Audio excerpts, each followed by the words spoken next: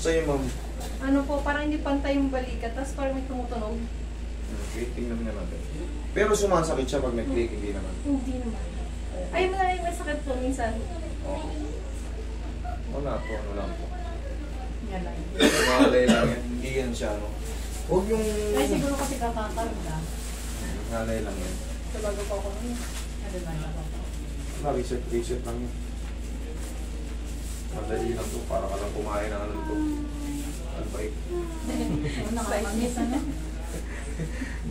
Yun ang nagpataba sa akin doon, 54 kung dumating doon. Nakabsa. Albike.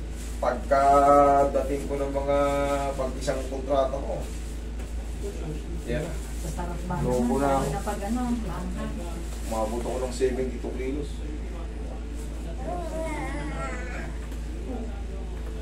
sawa ka. Ayan, siguro ano.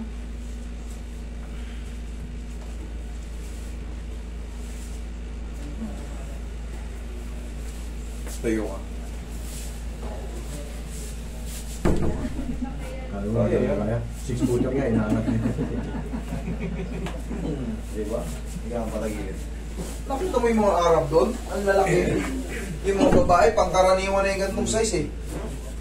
Hindi ko lang talaga sila binibidyo kasi bawal eh. Bawal na yun. Pero yan, lumana. Kasi kaya naman nakakalapit sa akin yun, di ba? Maraming mga kadamaro, mga Pilipino. Yung mga boss nila. Mag-home service ako sa kanila. So, basta wala nakakakita. Basta sinabi ni Baba, yalla, Okay na yun. okay na yun. Pero pag hindi pinaalam sa kay Baba, Magagalit. Oo, syempre. Mahuhuli po Sabi, ikaw siguro. gamit ka. Basta sinabi ni Baba, yalla, go. Go. Doon, kinakarati ko sila ng gano'n. Yung iba nakano. Sa akin, sanay na ako na nakakita sila, normal lang eh. Pero hindi sila nag-short. Leggings. Oo. Leggings sila, hindi mo sila makikita na naka-short.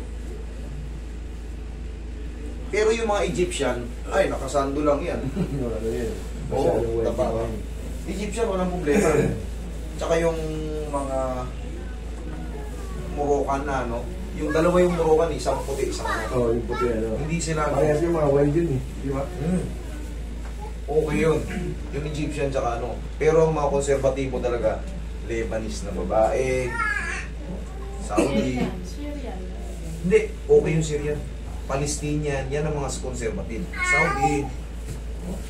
Pero bibigyan na yung mga Emirati ron na ano eh. Pero ang dami ko na-handle doon.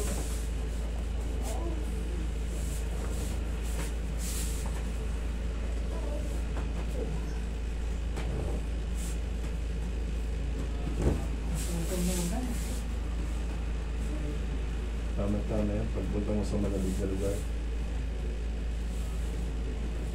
Susunod niyan, Canada na kayo. Ay siya, ano na siya eh. Finland na siya eh. O, Finland. Yun, tama yun. Stepping stone lang natin ang ano. Pero sana, mali ako. Sana mali ako. Kasi pagka ano, Ngayon pa siya nagkaganyan-ganyan yun. Pagka- Dapat doon pa eh, di ba? 2 taon na yan, malikot na yan. Eto, ilang taon na to? Apat. Eh, tignan mo nung 2 taon yan, takbo ng takbo yan. Nakaano kasi yung spine niya, nakaganon. Ibig sabihin, dapat kasi yan sexy. Eh no, maganyan. Oo, Pag may yan, lubog dapat doon eh, no? May lubog dapat eh, no? Oo. Kaya yan. Pag yan nag-footwood, ibig sabihin, ang daming ano yan, daming compression sa ano yan. Dapat talaga ganun yan. Eh gumanon. Eh di, mga ngaipit yung mga ganyan. No?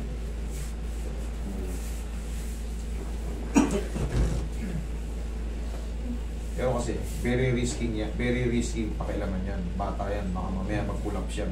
Mag-seizure yan, tapos hindi makabalik. Kawawa naman yung therapist na mag-seizure.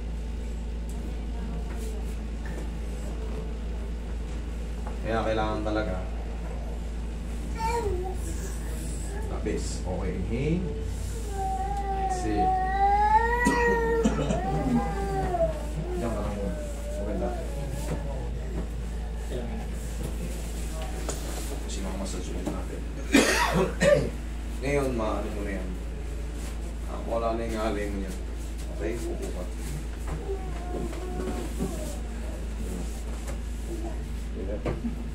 Ganun mo ba? Ano yan? 3 to 40. Magbaon ka. Kailan ang ano mo?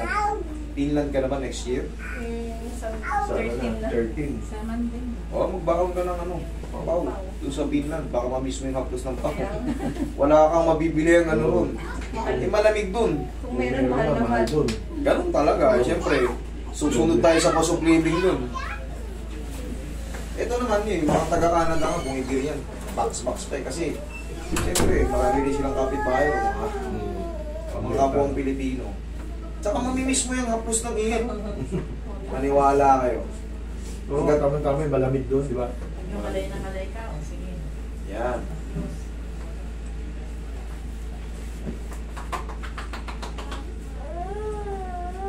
Tsaka yung sigmura nyo, mababago yung tip na ano, pag malamig masyado. Kapag-kapagang kayo sa ulo, sobrang lamig. Ganyan mo lang.